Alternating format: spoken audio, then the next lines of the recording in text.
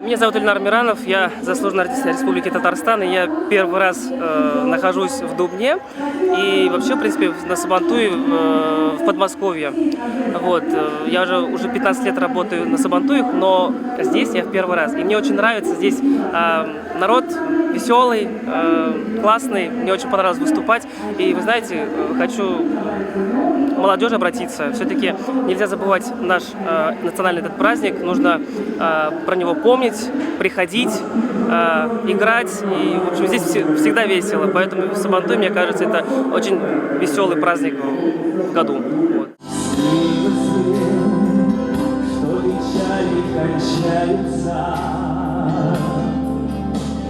Люди одинокие встречаются.